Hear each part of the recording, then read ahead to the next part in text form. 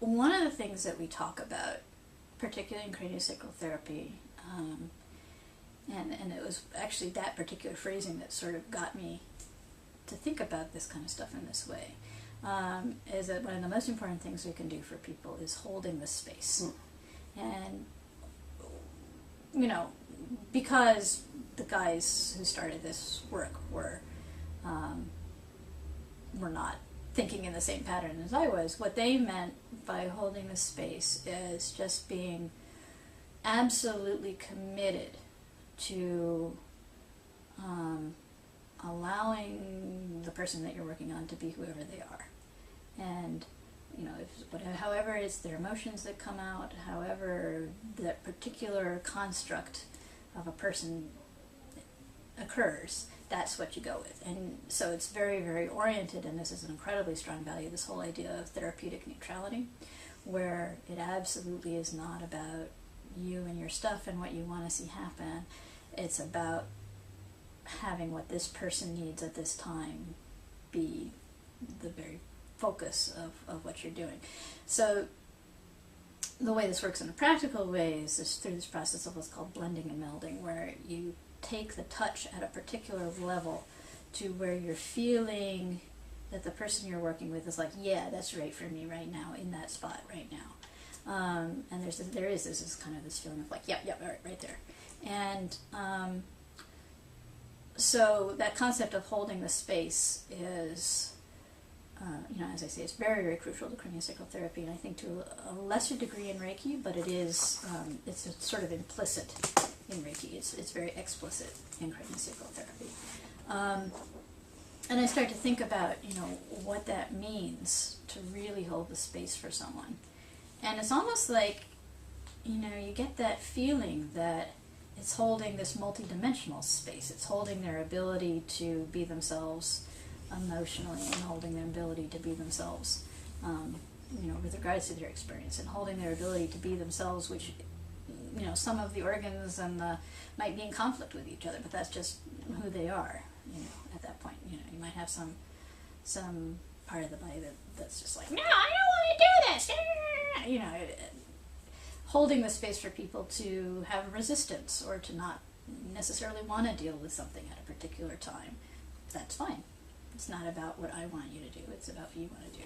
And so it just seemed to me that the idea could be sort of deepened, and, you know, it's almost that when people experience the most healing, the most ability to open up their own ability to heal themselves, which is always what you're looking for, is when they are most in that place of just being met right where they are.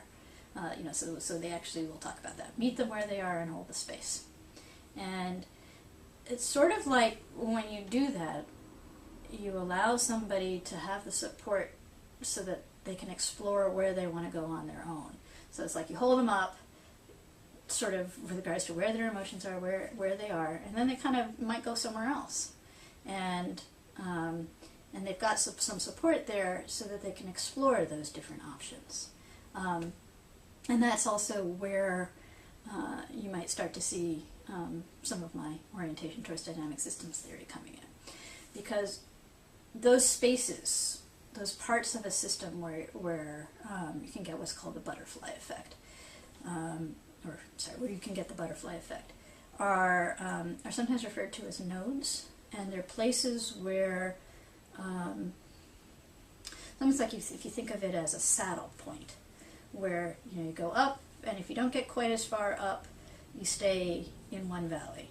But if you manage to go up, you can get your whole system into a different valley. And it's like you've gone over the mountain hump, and now you're in this other basin. And that's really true, I think, of how people work as well, that there's these spots, and you can feel them with your hands, and that's actually the coolest part, where the potential to get the whole system to move into a different dynamic equilibrium is there. And what that spot is called in craniosacral therapy, and again, Reiki people do it themselves, but they're not as conscious of it, is called a significance detector.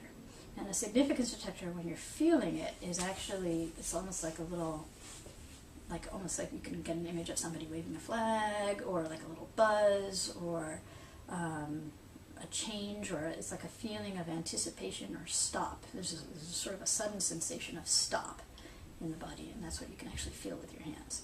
And that means, hey, this is significant, yo, this is significant. You don't necessarily know why it's significant, you don't have any idea where the body is trying to get, but you can, using those significance detectors as signposts, you can say, okay, I'm going to hold the space here, where do you want to go?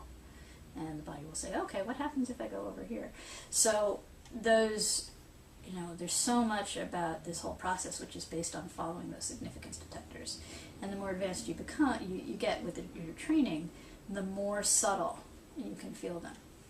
And so it's almost like, to me, what it feels like we're doing is holding the space for somebody, and then they have a significance detector, which is a node, and they can go to this whole other space if they want to.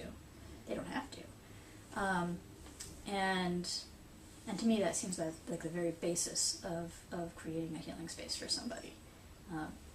So I have some questions.